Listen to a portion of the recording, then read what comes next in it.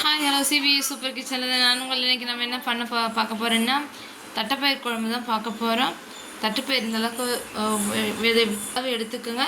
தேவையான அளவு எடுத்து அதில் வந்துட்டு தண்ணி ஊற்றி மஞ்சத்தூள் விளக்கெண்ணெய் இது ரெண்டுத்தையும் விட்டு நல்லா வேக வச்சுக்கோங்க. அது கூட சேர்த்து 4 தக்காளி வேக வச்சுக்கோங்க. தக்காளி நம்ம எதுக்காக நம்ம வேக வச்சோம்னா அது கூடவே பச்சை வாசனை போகும், சீக்கிரம் நமக்கு சீக்கிரம் கரையும். அதுக்காக தான், அதாவது சீக்கிரம் வதக்கிடலாம். அதுக்காக தான் நம்ம வந்துட்டு அது கூட வேக வச்சு எடுத்துருக்கோம்.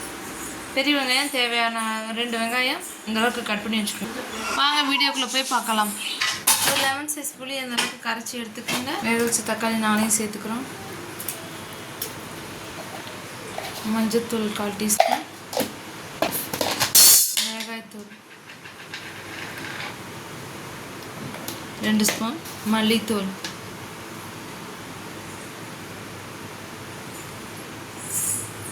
4 ஸ்பூன், குழம்பு மிளகாய் பொடி 1 ஸ்பூன், உப்பு தேவையான அளவு. கத்திரிக்காய் வந்து பார்த்திங்கன்னா அந்த பருப்பு வேக வச்சுருக்கோம் பார்த்திங்கன்னா அது கூட சேர்த்து கத்திரிக்காயை வந்து போட்டுக்கணும். போட்டு இது ஒரு கொதி விடணும். இது நல்லா வேக விடணும். தட்டுப்பட்டு மூடி வச்சு வேக விட்டு இதை வந்து நம்ம நல்லா கரைச்சி எடுத்துக்கிறோம்.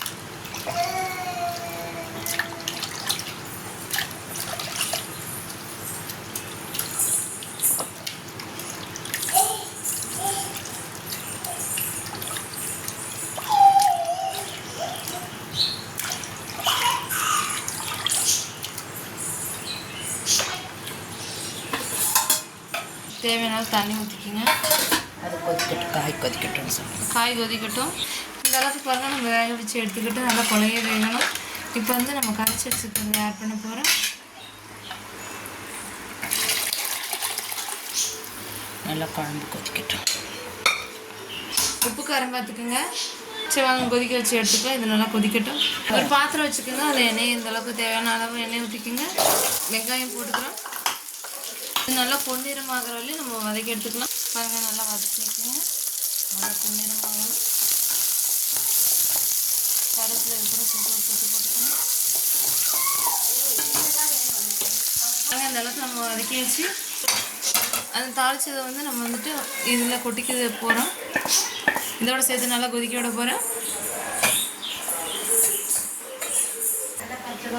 நல்லா பச்சை வாசனை போகிற வரையிலே நல்லா கொதிக்க வச்சு எடுத்துக்கோங்க. நல்லா குழம்பு கொதி வந்துடுச்சு. இப்போ வந்துட்டு பார்த்தீங்கன்னா அரை மூடி தேங்காய் வந்துட்டு சோம்பு போட்டு நம்ம அரைச்சிருக்கோம். அதை வந்து நம்ம இப்போ ஆட் பண்ணிக்க போகிறோம்.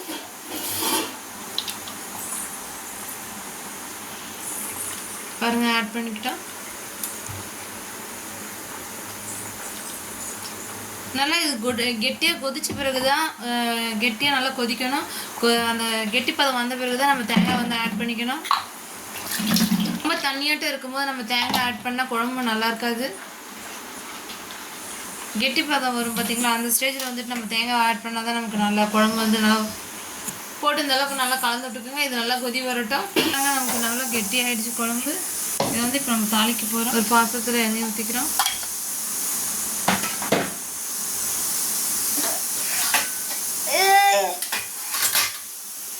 கடுகு, சோம்பு, சீரகம் இதை நம்ம சேர்த்து இது எண்ணெய் சூடாகிடுச்சு. எண்ணெய் சூடானதை நம்ம இதை போட்டு பொறுக்கி விட போகிறோம்.